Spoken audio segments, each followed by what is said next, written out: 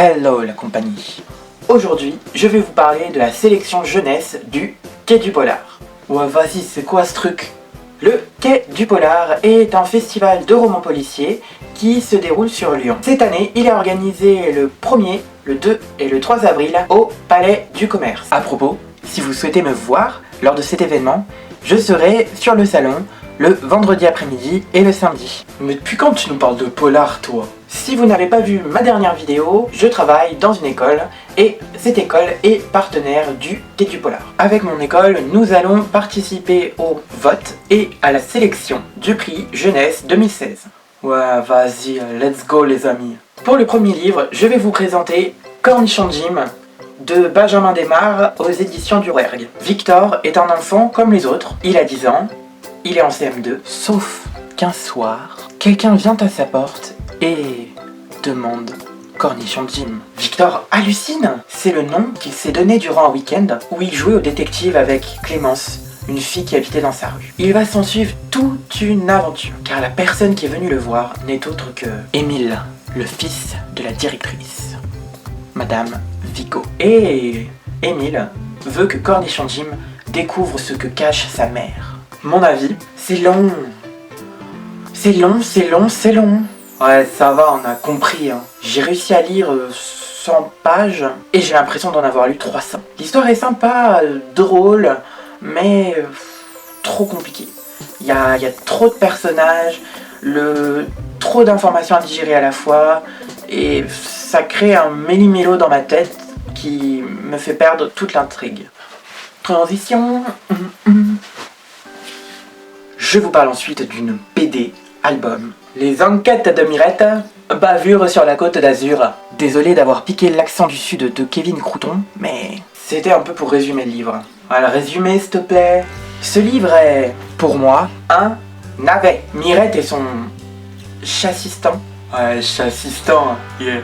Bah oui, chat-assistant se retrouvent en vacances d'été sur la côte d'Azur. Mais ils n'ont pas le temps de se reposer, car Mirette assiste au vol des bijoux de Gloria Strass, la vedette de la série L'amour en feu. Les feux de l'amour RPZ.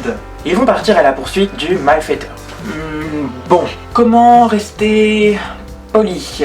C'est cliché. Une amie me disait que l'auteur essayait de faire chance, et je me rends compte que je suis tout à fait d'accord avec elle. Entre le film Raton 06 et cet accent exagéré, ce livre me met les nerfs.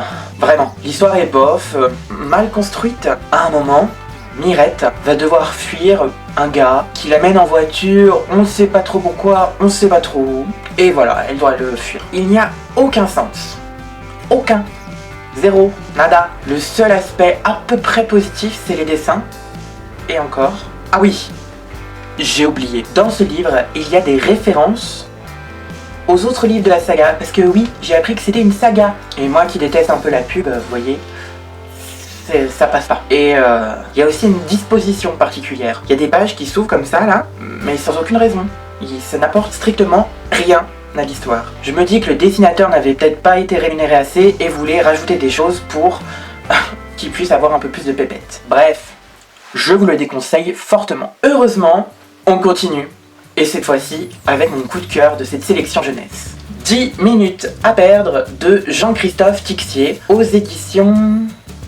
roulement de tambour, je ne sais pas... aux éditions Syros. Le résumé, Timothée, alias Tim, se retrouve seul dans sa nouvelle maison à la suite d'un déménagement. Se plaignant au téléphone à son père de son ennui, celui-ci lui répond: si tu as 10 minutes à perdre, tu as qu'à commencer à détapisser les murs de ta chambre. Tim, n'ayant pas d'amis et s'ennuyant à mourir, perdit patience et attaqua le détapissage de sa chambre. Quelle ne fut pas sa surprise quand, en enlevant un bout de la tapisserie, il découvrit une phrase: ceci est mon histoire. Tim va vouloir découvrir ce qui se passe, mais il ne va pas savoir qu'en déterrant ce secret, il va rentrer dans une histoire qui le dépasse.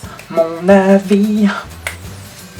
Ce livre est vraiment magique. Il nous maintient en haleine durant toute l'histoire. Rebondissement, suspense, le cocktail parfait d'un policier bien mené, avec une pointe d'évolution des personnages juste parfait. Moi, je vous le recommande chaudement. Transition. Je vous parle maintenant d'un livre un peu spécial qui nous permet de nous initier à la littérature en anglais. Je parle bien sûr d'un livre jeunesse. C'est Noah et l'énigme du Ghost Train de Stephanie Benson. Et c'est aussi chez Syros Collection Taptong, je ne sais plus.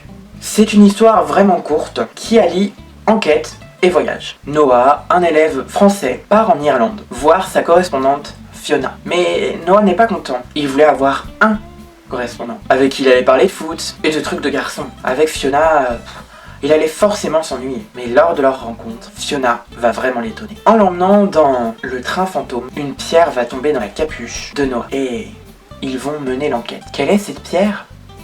Que fait-elle dans sa capuche? Nous ne savons pas. Mon avis, ce livre est pas mal. L'anglais est très bien abordé et l'histoire, qui est plutôt simple, m'a bien plu. C'est le genre d'histoire qui se lit très vite. Mais je la trouve bien adaptée à son contexte, à savoir un livre pour découvrir l'anglais. Transition!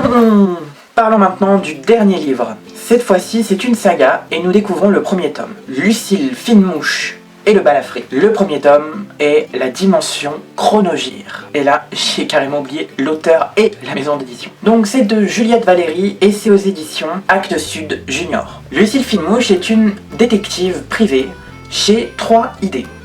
Donc 3ID pour investigation discrète, indice décisif et intrigue dénouée. Avec son collaborateur, le balafré. Cette fois-ci, ils vont tomber sur une enquête un peu spéciale. Agatha Holmes, la célèbre auteure de romans policiers, s'est fait voler son manuscrit de la même manière que décrite dans l'un de ses romans. Mais Lucille et le balafré vont mettre les pieds dans quelque chose qui les dépasse. Une vieille histoire de famille alliant la sécurité du monde et celle de la magie. Lucille va-t-elle réussir à sauver tout le monde et à trouver le voleur? Mon avis. J'ai beaucoup aimé ce livre. Un ton un peu décalé, une écriture agréable, des dessins sublimes qui me font penser un peu à des vieux policiers. C'est sombre, c'est mystérieux, une enquête pas comme les autres. Juliette Valéry va bousculer le monde des policiers. Et rien que pour ça, je vous le recommande. Si toi aussi, tu viens au Quai du Polar, n'hésite pas à me le dire en commentaire. Et puis, si tu as aimé la vidéo, n'hésite pas à mettre un pouce heureux et à t'abonner à ma chaîne en cliquant juste là. Allez, salut!